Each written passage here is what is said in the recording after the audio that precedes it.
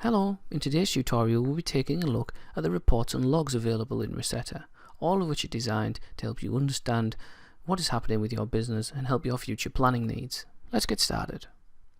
Reports and logs, and then logs. Here we can see a list of all of the logs that are available for us to view. In each case we can click through and see the information to hand. We can also search within this particular logs and more. Let's get started with the production log. If we click in the production log, we can see the productions which have happened. We can see if we need to reconcile any stock. We can reprint packaging labels, sample labels, COAs, and take a look at any of the production notes or cap weights that were stored against this production. Cap weights, obviously, if it's an FP that's been made, not a rec or a C-prod. We can also search for productions by the batch code, particular RM batch code example. In one scenario where, let's say, we had a product recall which was based upon a particular RM material which you had used and you knew the batch affected, you could simply type in this batch code here and it would show you all the productions which had been using that RM with that batch code to further help your recall procedures. We have delivery book-in logs, which shows you all the items which have been booked in on the back of a purchase orders, for example. We can see dispatch or book out logs, which shows you a list of all of the items which were booked out, C-prods, during normal dispatch procedures or manual book out. And we can see the quarantine destruction log.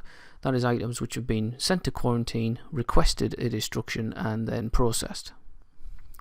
If we look at some of the reports, we can see here the stock reports. There's a list of several different types of reports: an overall stock report, a checklist report which lets you print off sheets for stock checks.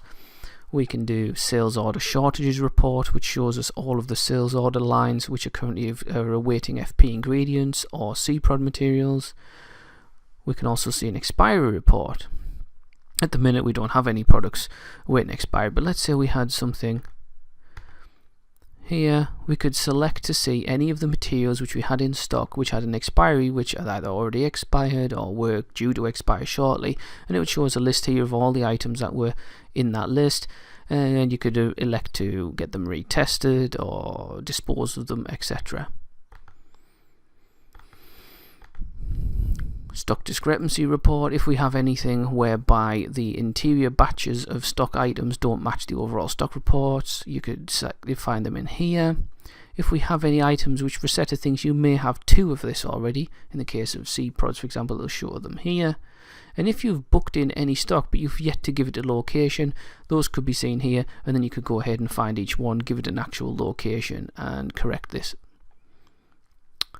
Trend reports simply show us the purchase history of the RMs or the FP production history.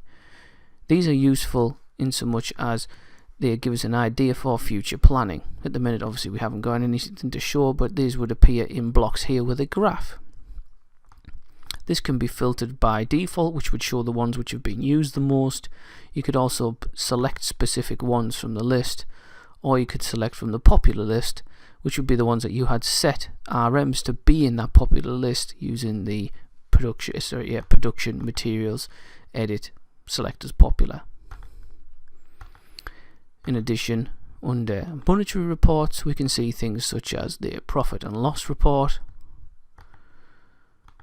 We can see product costing reports, monetary stock reports, which shows us a list of all the stock we house but from a monetary perspective as opposed to a stock level.